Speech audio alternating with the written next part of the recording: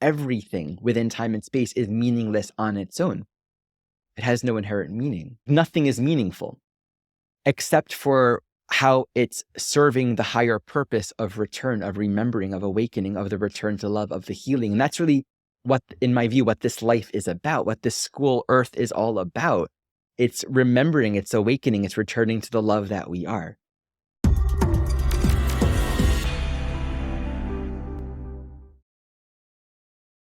This podcast episode is brought to you by the Inner Circle, your place to learn astrology in community with the masters and transform your life in the process. So today we are going to be diving into all things 12th house. The 12th house being one of those that is often difficult to understand, but has so much power and potential packed into it. And I couldn't think of a better astrologer to be helping us cover this topic here today. We have evolutionary astrologer and upcoming Inner Circle astrologer teacher, Ari Moshe Wolfe. And I am just so excited to go into all the nuances of the 12th house and just a little bit about Ari. Ari is trained in Jeffrey Wolfe Green's evolutionary astrology. He is the author of Evolutionary Astrology, A Beginner's Guide, and he has been practicing astrology for over a decade. He's an amazing teacher. We love featuring Ari here at Astrology Hub, and we're super honored to have him as a part of the Inner Circle and as a guide here for all of us during this house series. Ari, thank you for being here and thank you for joining us. If you haven't seen the other coverage of the other houses that we've done during this series, they are all available on a playlist here on YouTube and or in your podcast player. We are going through all the houses in detail with different astrologers. The astrologers that are featured in this series are our Inner Circle astrologers for 2023 and into 2024. So if you're interested in joining us in our Inner Circle membership, you can get on the waitlist right now. Enrollment is opening very soon. Just go to astrologyhub.com/IC23 and join the waitlist. You'll be the first to know when enrollment is open. Okay, Ari, so let's talk about the 12th house. What is the 12th house from a high level perspective? What aspect of life does it encompass? All right. 12th house corresponds to our life experiences in all areas of life that bring us into relationship to meaning. So let's just take a moment and think about what meaning is. There's the meaning that we give things, and then there's the meaning that is. The meaning that is, we can also give the word truth, right? Or reality with a capital R, or God, right? Or love. Now, the nature of all these word vibrations are also kind of intangible in the sense that we can't really grasp it or even give it too much of a philosophy.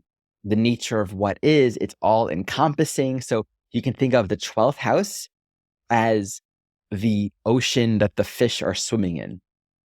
And this is why it's kind of like one of those more intangible houses, because we're looking at a particular wedge of the zodiac or wedge of the houses, just one of the 12, that also happens to correspond to all that is.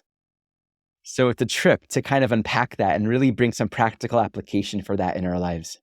So if somebody has a lot of planets in the 12th house or significant planets in the 12th house, does it mean that they will be perhaps more drawn to exploring the unseen realms? Will they be more contemplative about being the fish in the ocean? I mean, what kind of traits would it mean that you have if you have significant placements in the 12th house? Great. So for any placements, including just in general, the sign and the planetary ruler of the sign in the 12th house, this corresponds to where the soul is coming into relationship to reality. I'll introduce the idea of surrender. And so to answer your question, we're going to have to look at two ways of being in relationship to reality. We're all surrendering to something, meaning we're all trusting in something. And there, I think, is a need for everyone to reconcile with just the fact of existence. What are we putting our faith in? What are we putting our trust in? We are all, and there's not one soul on this planet that is free of this. We all have this internal yearning to connect with some sense of ultimate meaning and relevance to the fact of existence. And in that quest or that yearning to find meaning, which, by the way, I think it's universal, because if meaning is true, or if reality is true, or if we are a fish in the ocean, if there's a fundamental truth to it, then there's something in all of us that remembers that or intuits that and knows that.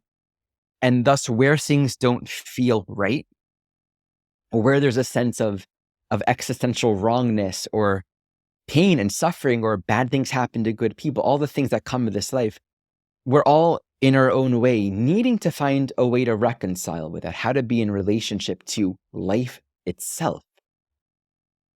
So to answer your question, we have two general perspectives, which we can really unpack as well. One is a sort of emptiness and nihilism, right, which says life is meaningless. I am fundamentally small and irrelevant. Nothing I do matters. It doesn't matter how good of a person you are, bad things will still happen. You can go and trust people and they'll still take advantage of you. Look at the people in power.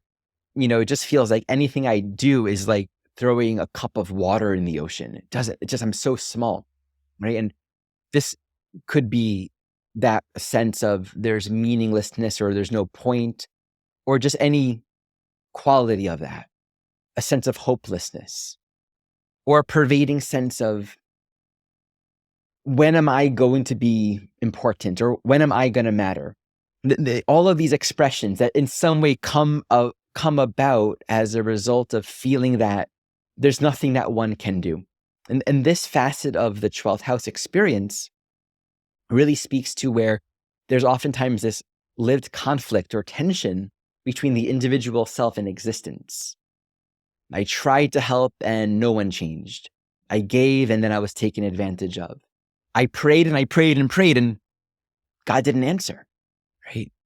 Or just as much as it can be this, I'm praying and I'm hoping and I'm wishing and I'm wanting something to change, and I guess I'm not, going to be saved, or I'm not worthy, or it means nothing, or this is all just meaningless and there's no, right? So that level. The other is where a soul will be in conscious relationship, in forming a conscious relationship with. And I want to really emphasize the idea of relationship, right? To make a little tangential note, we can think of the 12th house, as I said, it's reality. If you think of Neptune as being associated with the 12th house, I don't think of it as rulership, but archetypally they are related. Neptune's the higher octave of Venus. So Venus is relational, right? But then Neptune is sort of relational.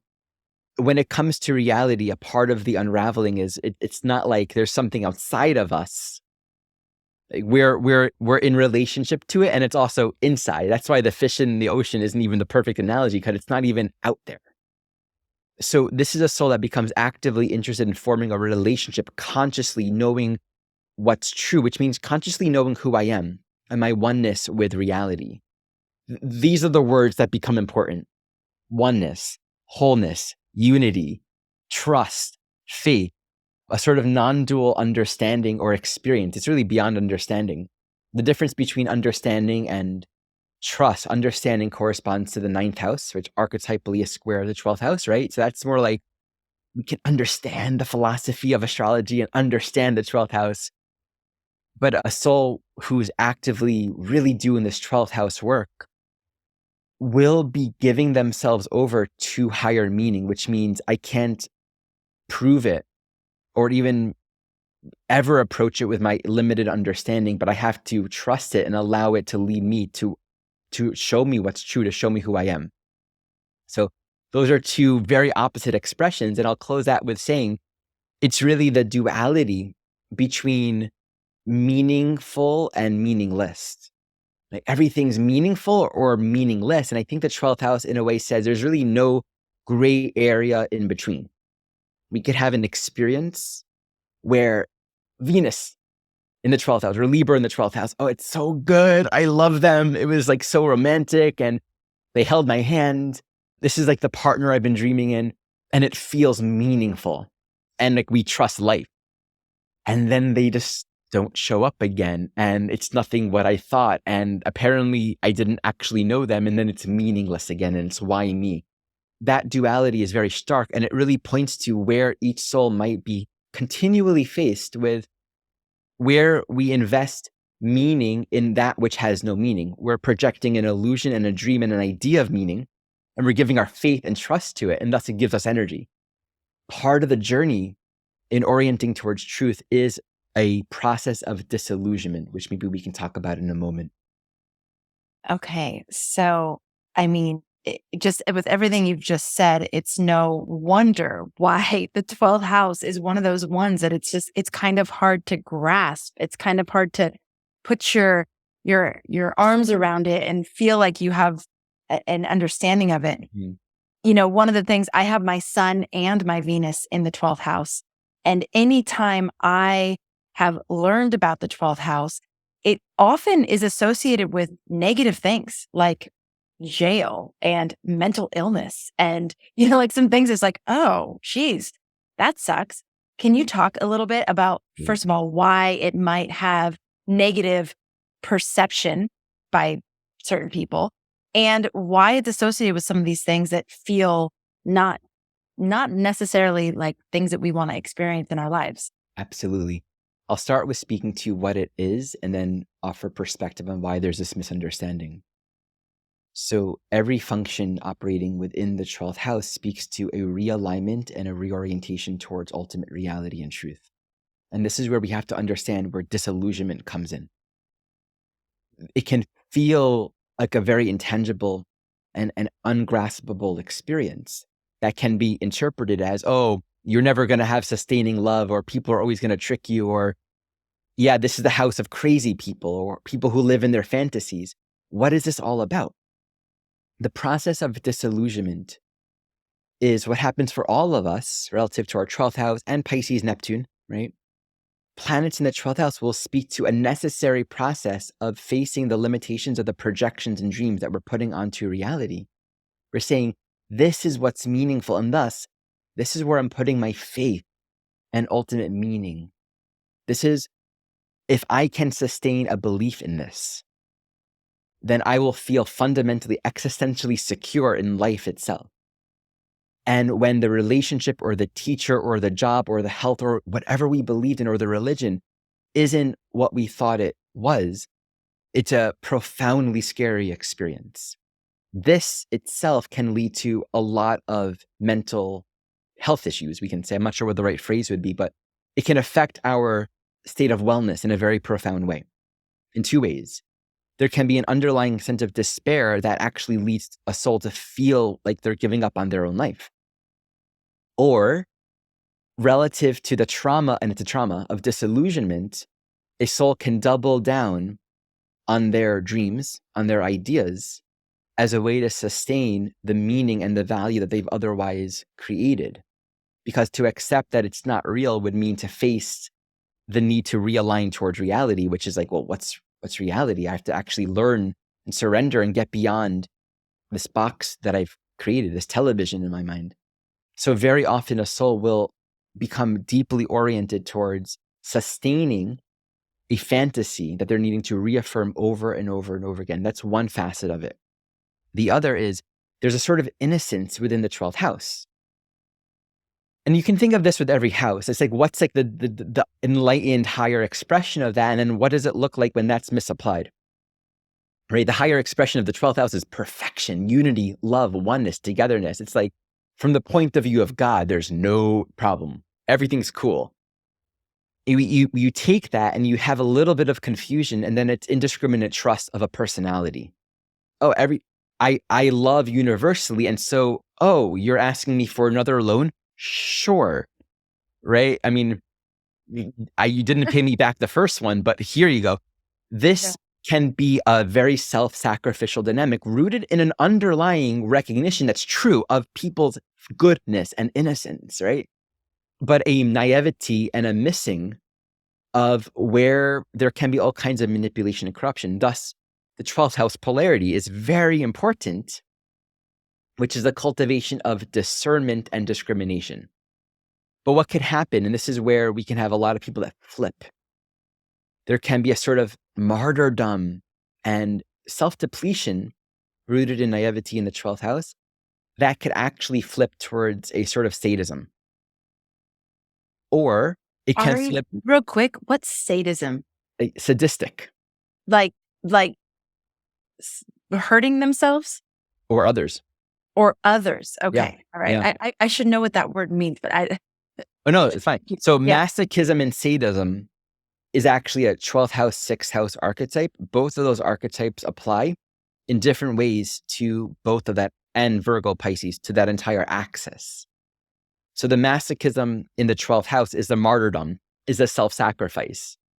I'm going to enable and give and trust, even though I'm actually suffering, but I'm making the mistake of thinking that, I mean, we can go more into the whole confusion around suffering, maybe in a moment. It's one of the other good topics. But that can lead to a total flip into sadism, which is I've given and I've given. I've been victimized and I've been taken advantage of. So this is the thing about the 12th house. It's so profound in the spectrum. It's caring and loving and it feels everyone and doesn't want anyone to feel hurt, doesn't want to say no to anyone. And there's no boundaries. And then it feels totally overwhelmed and used. And it can flip to the other end of it as well. Just as much as a soul can find themselves being totally taken advantage of. So we can have, and then that's just responding to the question, like, why do we hear these associations with the 12th house? One other expression of it is where it can be sincerely difficult for a soul to discern between illusion and reality. Simple as that. You're putting so much faith in something and it's hurt you, or you met someone who told you something and there can be so many factors. And I'm just going to make up one little story here. You're a part of a religion, and the Pisces 12th house archetype in general, as well as Virgo, that axis speaks to Judeo-Christianity, that whole paradigm. Souls with a lot of 12th house, 6th house, or Pisces Virgo, very, very often I see have a very strong karmic connection to the Judeo-Christian cosmology. And I've been very influenced by these ideals that say God is some kind of ideal of perfection that we'll never reach. Right? God is a perfection, 12th house, that will never reach 6th house. We're sinners and we're never good enough. And there's this inaccessible ideal that we have to indiscriminately trust and pray for, and that will save us if we do these things or trust it. It's totally removed from any kind of self-reflection or unity or self-cultivation. So within that, there can be all these kinds of beliefs that are created. Trust God, pray to God, and He will take care of you. And then something horrible happens to your parents as a child. The amount of distortion that this could create, right? This is where, who do I trust? What do I trust? And how do I deal with the total disillusionment of which I've given ultimate meaning? So this is where things like insane asylums and being locked up and just being totally out of touch with the reality. And I want to just say one more piece about this. In the same way, we can have the archetype of escapism, which is I'm not comfortable with reality. It just, I don't want to deal with it. So I'm just going to stay in whatever world I've created for myself to not have to face it. I mean, sex, drugs, television, indulgence, any kind of avoidance that keeps me from actually dealing with things. So we can create this whole world for ourselves, and it's not necessarily delusional, but it can fall into the archetype of escapism. Fascinating. So is the prison piece also potentially related to being in or perceiving reality as a prison? And or recognizing the limitations of the third dimension and seeing that sort of stuckness or perceiving a stuckness in this reality? That's really interesting. So for me, I don't know if it's actually 100% clear to me that the 12th house on its own corresponds to prison. And it could be. That's not a self-evident correlation. If you put Saturn there, definitely. Because then we're looking at the archetype of seeing that existence is perceived as a jail, as a limitation, right? And so there's going to be ultimately you want to come back to what's the metaphor of a prison? You're in a situation where you're confined and you don't have freedom of movement. On its own, being in a prison doesn't resonate in the 12th house for me. the experience of being cloistered or alone or being in a place where we're removed from the world, like a monastery even, right? That's very 12th house. So if the prison is experienced or seen as that, where the world is stripped from us in some way or another, I'm sharing this from experience. I've seen a lot of examples of souls with Saturn in the 12th house, many, where they've had a prison sentence, or just examples where people have been in prison or they've been locked up, or they had really profound spiritual awakenings by way of the rules of society grossly limiting their freedom of movement. So that can help them become aware of the greater spiritual teaching that this whole world is an illusion. This whole world is like one big prison cell, kind of like what you're speaking to. And our freedom isn't in having a whole bunch of freedom of movement. The freedom is in awakening to the true nature of reality. The true nature of reality is in the prison cell, and it's in the far, it's like spiritual revelation and the realization of God often happens when choices are eliminated, right? And then it's like all the ways in which we're looking for meaning and purpose, that falls away, and we have no choice but to look within or to look in the present moment, which is where we're always going to find it. Okay. I think isn't the heretic associated with the 12th house? I don't know. Okay. Okay, interesting. One thing about my astrology, I've just never walked the path of all these traditional associations. I've never thought of that. I mean, I can think of the heretic from the point of view of the soul that's transcended what it looks like to be in the world. Well, right? And also the Judeo-Christian thing comes in there too, because it's the person who has said, I don't actually believe in, or I'm not going to do what the church wants me to do. And that's going to have to, I have a bigger spiritual perception, right? Right. And that's going to innately bring in the 9th house Sagittarius archetype inherently, because now we're looking at perspective. Right. And the square there, right? Yeah, exactly. Yes. Okay. Interesting. Okay. You mentioned something about suffering earlier, and I sort of dog-eared it. Do you want to come back to what the 12th house and suffering have to do with each other? Okay, great. So suffering seems to come with this human experience, and there's nothing that any one of us could possibly do to alleviate it completely. And one of the hardest issues with the 12th house is, how do we reconcile with the fact of suffering? So I can give 2 examples. Let's say you're a counselor, right? Oftentimes souls in the 12th house, we're going to find ourselves called towards public service. Any position or way of being in life that makes an individual available to serve anyone indiscriminately. So it's like flowing like water, being available to be an instrument of higher meaning and purpose as creator and love purpose directs it, right? So it's like we're not choosing, we just show up. So an example of that would be anyone who's working in the medical field and they're just putting on a, not a costume, but a uniform.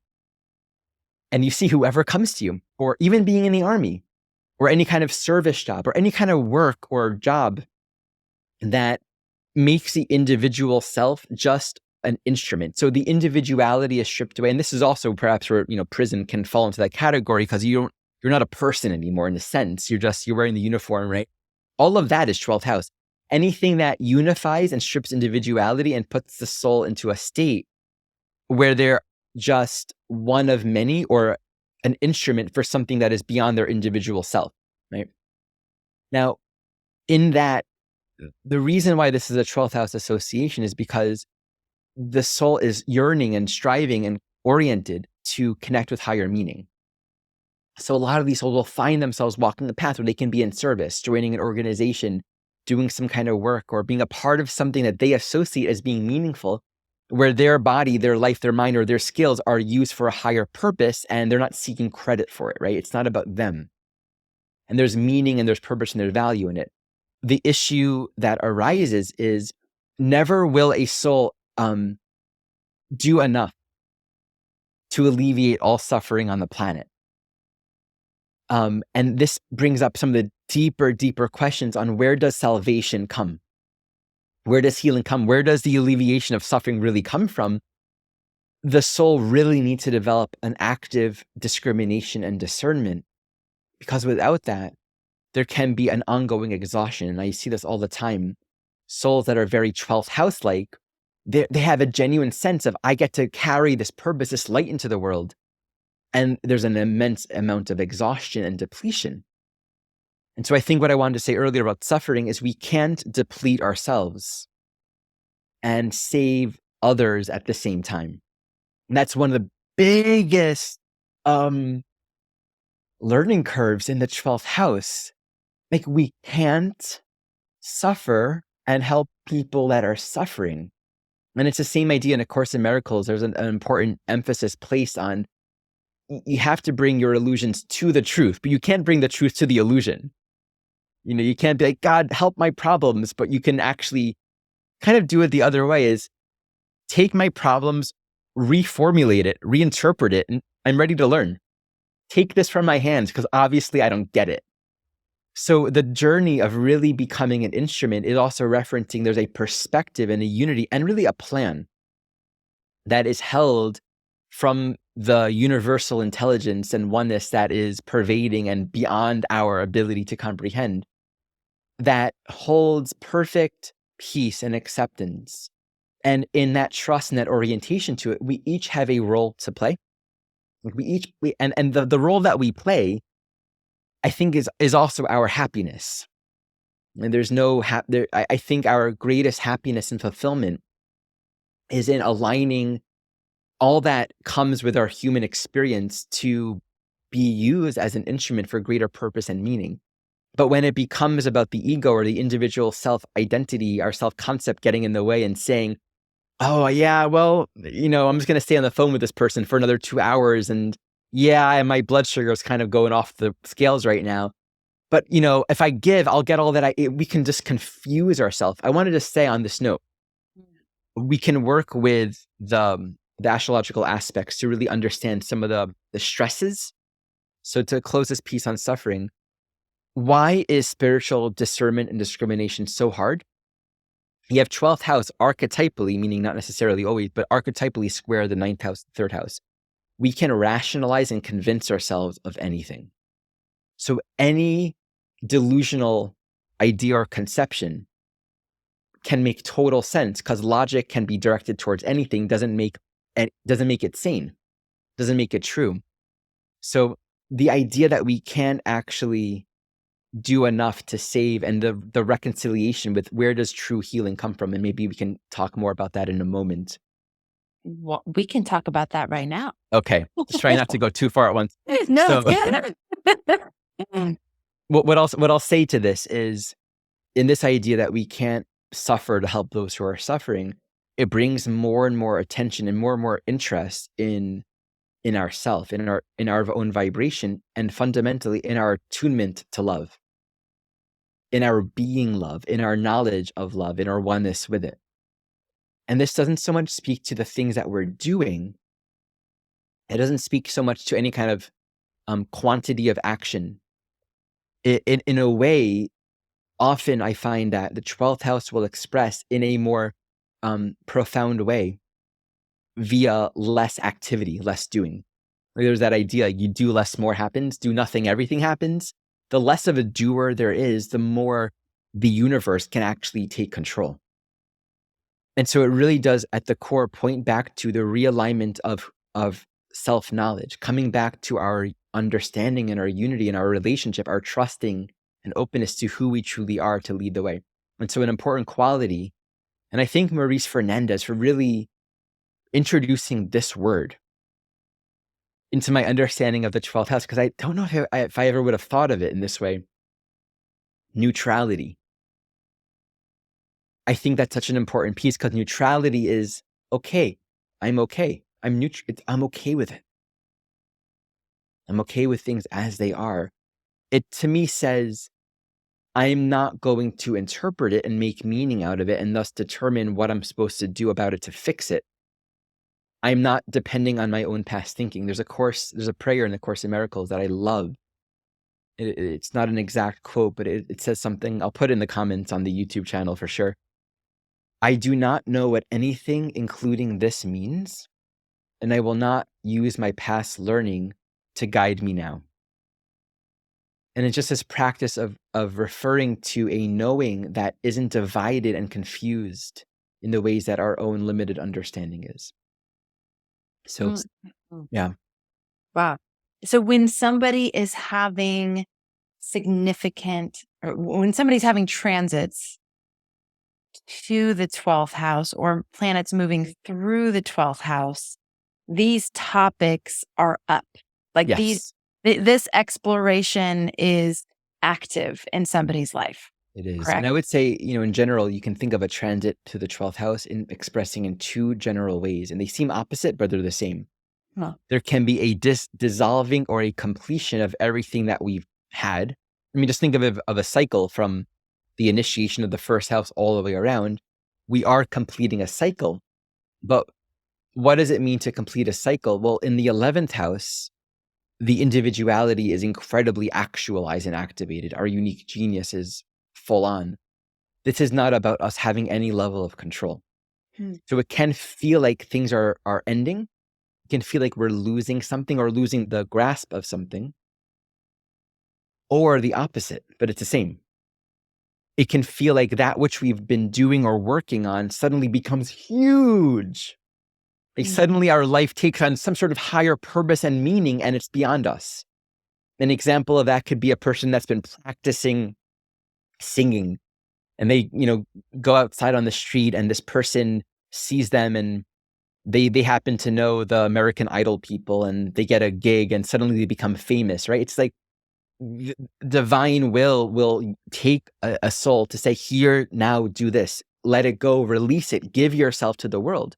So fame and public service and public recognition and becoming a universal symbol or becoming oriented towards something profound. It doesn't have to be fame on that level, but it can be awakening to and life becoming oriented towards something profoundly meaningful that almost feels otherworldly, where suddenly it's just big, right? Lots of weight, lots of people following you, or you become a part of something that just feels greater than you, and you're serving it. Or it's like there's no meaning, and it's like everything I thought was important is gone. It's just the process of life directing the show. Ari, can I ask you a technical question that now we're at the 12th house, and it came together for me as a question when I was thinking this through. Why, if the sun's journey starts at the 12th house in the morning, in the dawn, why do we number it 12? Like, why does the sun's journey go backwards when our life journey goes the other way? I don't know. It's a good question. You know what's really funny, Amanda? I actually heard you asking me that yesterday. I was in the kitchen and I was like, oh, that would be a good question to ask. And I was like, do I have an answer? Like, I really don't. Because it would make sense that the 12th house would be underneath the horizon, right? Yes. Yeah. So it's just, what do we know? Okay, we don't know. This is perfect for 12th house. We have to be okay not knowing. You know who I bet Gemini Brett has a good perspective on that. He's the kind of guy that would. Well, and he's going to be doing our bonus 13th episode of this house series. Ask him that, talking about the different house systems. And I will definitely ask him that question. Because I got so confused. It's like, wait, the sun goes this way, but the houses go this way. And I know there's always intelligence in this design. So there's a reason for that. Okay. One thing I will say that just arises now, with two things. One, we love looking for uniformity and conformity, that where things seem to conform our ideas of what they're supposed to be. Yeah. You have that all the time in astrology. But then you have like people in Australia, and like Aries doesn't fit with the springtime the way it perfectly aligned for us in the Western hemisphere, right? So there's just like the humble recognition of that. And two, when I think about also just the energy of the early morning, it's the most, in every spiritual tradition, and I'm not trying to give an answer, this is what arises. In every spiritual tradition, the early morning hours at sunrise are considered to be the richest, in terms of spiritual cultivation and spiritual practice. Yeah. And you wake up when the sun's in the first house. You begin your day, this is fun, before the sun rises. In the Jewish tradition, the mystical practice of prayer was you wake up before the sun rises, you do your morning rituals, you get yourself dressed, you go to the place of prayer and you begin your prayers, and then you get to like almost like the climax of prayer, like the most important morning part of the morning prayer, the essence of the prayer at sunrise. Right. And that's the moment where the sun is, and that's like the spiritual like climax of the morning practice. So I'm like, oh, you're starting your day in the first house, and then you're reaching God. So just a thought. That's really beautiful. Yeah. Okay. Isn't that true about pretty much everything in astrology? That when we have these paradoxes, or when we learn something new that sort of erases what we thought was true. Like I know a lot of people who they find out they have a different birth time, Right. or they try their chart in Vedic astrology, but they've only known Western, or vice versa.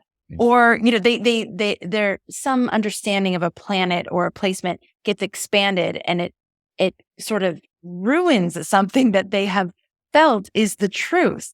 And this feels relevant for the 12th house because it's something that happens over and over as we study astrology. And it can be, like you said, humbling. It can be disorienting. There can be a disillusionment at this, like, oh, I thought I was this, but does this mean I'm this? Does it mean I'm both? Does it mean I'm neither? Like, what is all just a lie? And right? Is it all? Yeah, is it all made up? Does none of it make any sense? I will think anything make sense? Will any horoscope feel right for me? Yeah. Exactly. I think this is all part of the experience of 12th house, either in transit or if you have it emphasized in your natal chart, whatever it is. There is this continual experience of being reborn with greater levels of awareness, and getting to that point where you might think you have that, you've attained that awareness, but then it just goes away again, and there's a whole nother level. Yeah. Right. I would love to speak to that. So yeah, the essence of awakening within the 12th house is never going to be contingent upon a formulation or understanding that we've arrived at and figured out. And let's say you have Jupiter or Mercury, then that's where those issues can, or a planet in the 12th house squaring a planet in the 3rd house or the 9th house, like that's where these dynamics can be really emphasized. It's about the present moment. So anything can be meaningful, even if it's factually incorrect. It's about how does it make us available to a greater experience and openness to the truth and the love that we are. That can happen through the vehicle of anything, any modality. In fact, people that have otherwise, Michelle was just sharing this quote with me. I forgot what it is. I don't have a memory for quotes, but the idea of it was, people will do all kinds of messed up things, but then spirit will use that for good. Like anything irrational or illogical or factually incorrect, it doesn't matter. From the point of view of love, there's no judgment. There's no, this is the correct system or the incorrect system. That doesn't exist in oneness. It's always about how everything is oriented back towards itself. How love is always pointing back to itself. And so in such a compassionate way, everything is, and that's why it's actually a part of the process of awakening within the 12th, that there can be a total, a state of confusion and disarray and disorganization where everything we thought was meaningful or true doesn't seem to fit anymore. And we can find this with, let's take Virgo in the 12th house, the spiritual diet, the best way to eat, or the best way to take care of yourself. And you do that, and then it's like, oh, you get sick anyway. It points to everything of this. It's a fundamental 12th house teaching. Everything of this world, without exception, everything within time and space is meaningless on its own. It has no inherent meaning. Even facts. Facts have no meaning. Who cares? Who told you to write the book, and who's grading it? Like, nothing is meaningful except for how it's serving the higher purpose of return, of remembering, of awakening, of the return to love, of the healing. And that's really what, in my view, what this life is about, what this school Earth is all about. It's remembering, it's awakening, it's returning to the love that we are. So everything and anything, even if it's totally insane or wrong, can serve for healing. And that's where our conditions and where we thought everything was perfect because we had it all organized in our mind, that's going to be constantly recalibrated. And just to really clarify, once we go into, the ninth house, we're going to also appreciate the ninth house, 12th house, or Pisces Sagittarius square is going to help us understand that the truth is the truth. It is already. It just is. Nothing to do about that in terms of understanding. Ninth house Sag, we are always going to be expanding our understanding of it. Always, always, always. There's always a threshold of new realization, new awareness, right? So we can have these disillusioning experiences and still stay connected to our faith and trust and our surrender and our gratitude, and recognize, and there's more to learn. There's more to see. Clearly, there's a broadening of perspective happening now relative to the ninth house. And there's more information too that's going to always throw a curveball, and that's that third house square. I love it. I'm constantly remembering this for myself and reminding our inner circle members, for example, this study of astrology, there is no destination. You can't go in it with I'm going to learn everything there is to know about reading charts, about myself, about the people in my life in 30 days or whatever it is. At every level, there is more and more and more awareness. And at every turn of the road, there's more understanding, but it's this deepening process that is continual. Yeah. And it's amazing. And to me, it's joyful at every step of the way, but it can't be I'm trying to get somewhere. We actually have to let go of that part of our conditioning of there is a place I'm going. Beautiful. And I just to reflect, because I see you using it with meaning. I mean, this is, as I witness it, what you've created with Astrology Hub, it's all about connection. It's all about community. And so it's what you're bringing in and what you're honoring and valuing in terms of a diversity of voices and what you're offering to everyone that joins. It's all with pure loving intention. This is, in my perception, a part of following a guidance. Mm-hmm. Right. And so it's of course, it's never about arriving at anywhere particular. And if a person wants to go really deeply in one thing, they'll follow one particular teacher and do that. But this is all about holy intention and purpose. I love it. Okay. More questions for you. Does the 12th house have anything to do with past lives? Do we get any insights into past lives in the 12th house? Well, here's how I would answer that.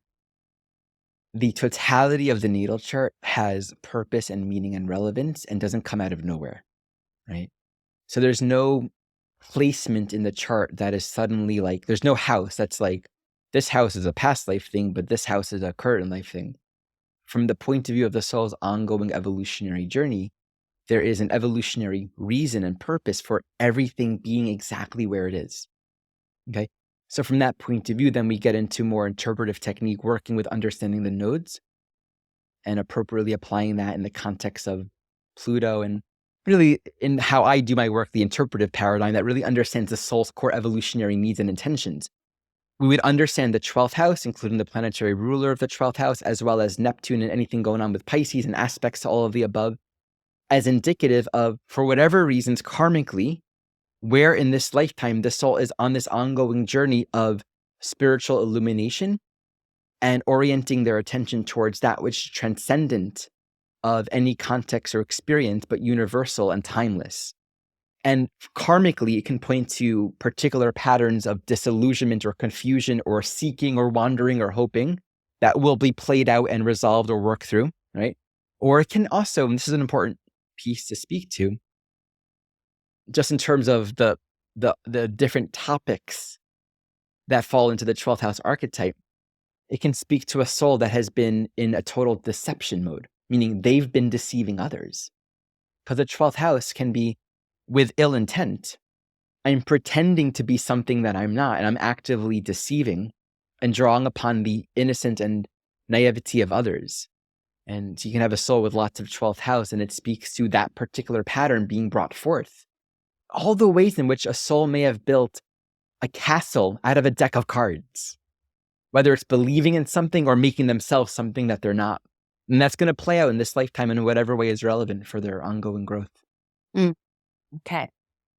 Is it true that the 12th house is the most quote unquote spiritual house? And if that's true, is there a least spiritual? And I'm pulling on some of the most commonly asked That's a good questions question. that get made about the 12th house. Sure. It's not the most spiritual house, but it is the house that corresponds to the archetype of spirituality. That's my answer. And all the houses are equally spiritual in the sense that they're all relevant and they're all here. And you can have very spiritual people with a strong, 6th house emphasis, and suddenly they're whole, it's like you got to brush your teeth every day, and like it's versus very unspiritual people with strong 12th house, or people with very little 12th house planets, and you can't gauge spirituality or a person's spirituality or spiritual level of realization by any house placements. The chart is reflective of the soul's reality, you have to correlate it to where a soul's actually at, and no one house is more evolved or spiritual than any other. Just like no one sign is more evolved and spiritual. Exactly. Than another, Yeah. right? And just like no one eye color. Yes. Yeah. These are all just what is. Yes. Yes. Yes. Okay. Do you have any tips for people that have a stellium in the 12th house? No, I really have to see the individual context. It's so, as we know, every house placement and all that's going on there can express in so many ways. If a person's coming to me with a stellium in the 12th house and they feel lost in life, right? And I'm going to tune into, do they have a spiritual quality to them? Are they seeking more? Or where are they at in their journey? I'm going to want to try to support them to orient to the way in which they can find meaning in life by giving from their greatest inspiration. And that's one of the most important things I would offer for the 12th house. It's not like I don't exist and I'm just some sort of neutral instrument. The interplay between truth, love, God, meaning, extending itself through us is that it happens through that which is naturally exciting and inspiring and alive within us. So very often I'll point people who have a strong 12th house stellium or just strong 12th house placements to some of the most young, innocent dreams and fantasies that they had when they were young. And things that maybe they forgot because you grow up and you're disillusioned, or maybe you live in your fantasies, right? And I would help them recognize that a part of their work is to actually be an active co-creative relationship to that. Let's speak to that for a moment. This is one of the ways we can make the 12th house a bit more tangible. It's co-creation. If you have this inspiration that you love music, right? But then you're taking that inspiration, you're waiting to be found, or you're waiting to be noticed, to be discovered. That vibration is separated from that inspiration, right? But if you love music and you're constantly creating and you're in the vortex, you're in the vibration of that creative state, you're going to be recognizing and seeing life as an ongoing opportunity that supports and extends and meets you in your deepest creative inspirations and excitement. So the journey of really bringing a practical, meaningful life experience within the 12th house is consciously, and we're all going to frame this differently according to just how we're wired and just where we're at in our journeys. These are particular ways of me speaking about it, but can be framed in any way. Really becoming actively interested in how my greatest joy and inspiration can bring love and healing and inspiration into the world. And so we have people that get into acting or film or, writing novels. So, I was actually listening to a talk I gave on the 12th house from another house series that I gave some time ago. And I apparently gave the example of George Lucas. And he has Mercury in Taurus in the 12th house, conjunct Venus, apparently. And he created a whole world in his mind. Star Wars, a whole fantasy world, Mercury in the 12th house. You all the names, where everyone comes from. It's like, he wrote the books, he created it. If you have a question, it's like, the Lord of the Rings. I haven't looked at his chart, but you will pretty much almost always find a very strong 12th house or Neptune involved in the soul, because there's a huge imagination. It's taking this inspiration, it's creating, okay, we can say it's not real. Well, that's fine. Nothing is real. Like this whole world, from like the ultimate perspective, this apparently, like the teachers say, this world's an illusion. So it's just, so it's really all that. Again, how are we using it to bring us back into alignment? That's so using the metaphor of the film or the metaphor of the book or the fantasy or the art, which is just extending the idea of this world itself is just a dream that we're all living, but creating it and using it with our fantasy, with our imagination, with our creativity. So inspiration and being inspired, almost like receiving something beyond you to create it. And what's really interesting about George Lucas is, the Taurus, it's like self-enclosed. It's like the very Taurus quality is very self-evident. It's not just Mercury. It's like, it was his thing. He owned it. And I just want to point out something very interesting about the 12th house. And I don't know what this is like for him. I'm just sharing an observation. He sold the story to Disney at a certain point. For those who are real Star Wars fans, you probably aren't super happy about that whole situation. And like the last couple of videos, movies, they took the storyline and they just disregarded it and created a whole new bunch of facts and data and information. And so Mercury and Taurus, you created, it came through you, it went out of you, and you can't possess it. In the 12th, it's not yours.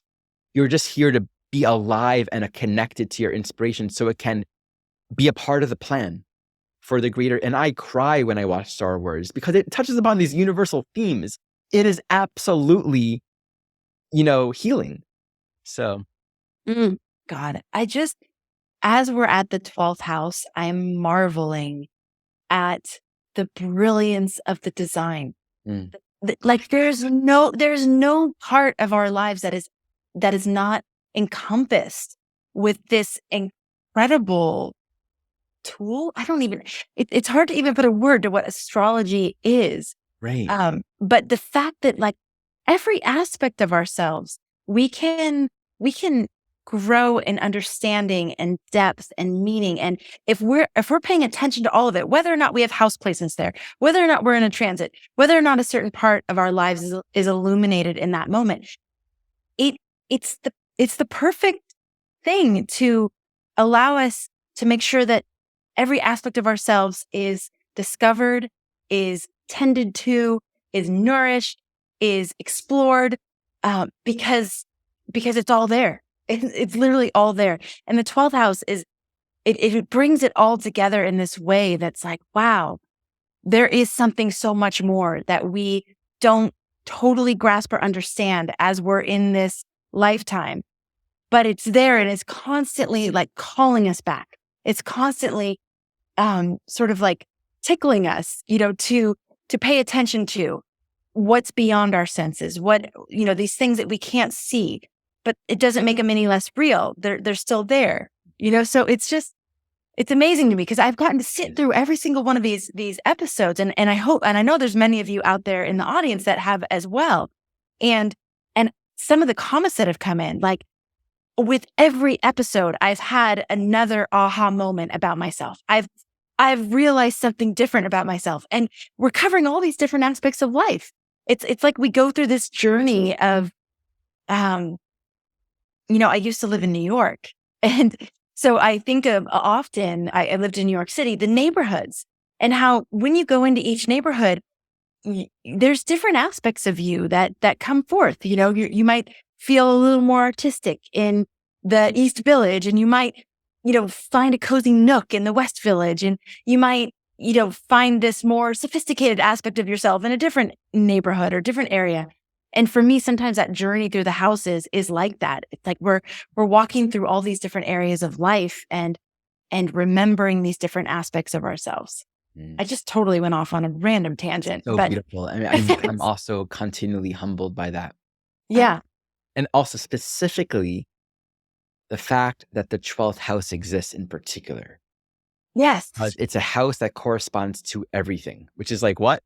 Yes. It's beautiful. It's beautiful. It's so beautiful. Yes. Yes. So there's just one final thing that I want to speak to regarding the 12th house that feels just to me so essential. I'd be remiss not to speak to it, which is forgiveness. And really at the core, the forgiveness is a part of us coming to a state of acceptance and full peace. And at the core, orienting all experience back to an understanding and a perception that's beyond our own making. And so one perspective on forgiveness is recognizing all the places in our life that we don't understand or where we feel confused or where we feel hurt. And giving this over to the source of all things to control. And that's my current understanding of forgiveness. It's saying, I don't know what to do with this. I don't have an answer for this. And thus, I don't know how to accurately see this. And the greater truth of the 12th house is the reality of wholeness, of peace, of unity, of love. And it recognizes that there's sameness, like that you and I are the same. And what we see out there is not different from what's inside of here. And this, of course, can become a very confusing point when it comes to the tendencies towards martyrdom and disillusionment and overgiving. But to really be working with this in a discerning way without the naivety coming in the way, it's this active engagement and process and seeking to give all things, progressively, all things over to the source of all meaning. And thus being able to live in the moment alone and relinquishing the confusion, the hurt of the past, and even the need to organize the future. So I just think that's such an important part. And that's why in the 12th house, there is very often, for most souls in different ways, a strong orientation towards living a life where the soul can be in some way giving to others regardless of what you've done. Like you have sinned or you've hurt others. It's like you are worthy of love anyway. You are deserving of care and love and respect because who you are is not defined by what you've done or the thoughts that I have or that you have about yourself. It's always about moving towards a greater transcendent acceptance of what is ultimately, fundamentally, beautifully true about all of us. And I'll say one more thing to close this, which is this is also why spiritual practices and meditation and any kind of or prayer, any kind of experience that will take the individuated consciousness into a connection to the timeless and the formless. So where we're learning to entrain our attention towards that which is not of the world, not in the body, not in form, not in a personality, not in the past, that which is universal and timeless, to guide all things in our life. So prayer and that relationship to the divine is a big part of the 12th house experience as well. What's interesting about the forgiveness piece, and one thing that just came up, I think I mentioned it in the 9th house episode, some past life regression experiences I've had. And that before I died in my past life regression experience, I was harboring like anger and resentment about betrayal or failure or loss. But after the moment of quote unquote death in these memories, the first thing I felt so overwhelmingly was forgiveness. It was just like forgiveness for myself, forgiveness for everyone, like this like wash of forgiveness of like, oh my God, like it's that kind of like what Jesus says on the cross, like forgive them for they know not what they do. I had that overwhelming feeling of like, oh my gosh, we don't really know what's happening here. And so the only thing to do is forgive all of the ignorance, all of the things that are happening. So it's really interesting to me that, again, the 12th house is related to, what's beyond the veil, and for that to then tie back into this idea of, but this quality of forgiveness. Beautiful. Yeah. Yeah. Ari, thank you so much. Again, I said it in the beginning and I'm saying it again. I cannot think of a better person to help us understand the 12th house. And not even, like you said, it's not really an understanding kind of thing. It is more of an awareness, an experience, being, a quality or lots of qualities.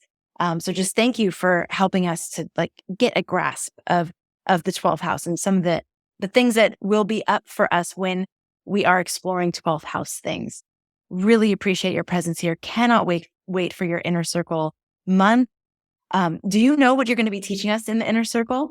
I know my master class will be on Yes. yods. Yods. On yods or yods, it might be the way some people think. Maybe, yeah. I don't know. That's funny. You say potato, I say potato. Yeah. Yeah. Oh, amazing. So you're going to be teaching us about yod. Yod master class. Yeah. Get the yod. Master the yod. Amazing. Okay. That comes up a lot. What does it mean when I have I always say yod. It's so funny. What does it mean when I have a yod or a yod? And, how do I interpret it? So that's going to be really exciting. If you are interested in joining us for the Inner Circle, enrollment is going to be opening up here very, very soon. Waitlist members not only get a mastery class when you join the waitlist, but you're also the first to know when enrollment opens. And you will be joining Ari and all of the amazing astrologers that you've met during this journey through the house series. So make sure that you go to astrology.com/IC23 and sign up for the waitlist. If you're watching this series later and you're not in 2023 or you're watching recordings later, just go to that link and check it out, because if enrollment is open, you can jump in. If not, then you'll be joining the waitlist for the next time that we open enrollment. And I also wanted to say that we're going to be having a bonus 13th episode as a part of this series. I don't know about all of you, but I don't want it to end. And it's really important. This final topic that we're going to be covering is about the house systems. So whole sign houses and Placidus and Coke and, all the different house systems. First of all, why do they all exist? Why are there so many different ways to look at it? And why might you use one house system versus another house system? And just some clarity around all that. So excited to dive into that next week with astrologer and astronomer Gemini Brett. And just looking forward to continuing to stay in touch with all of you. Thank you for all of your comments. Thanks for being a part of our community. If you haven't already, hit the subscribe button and the notification bell. Now's a really great time to do that.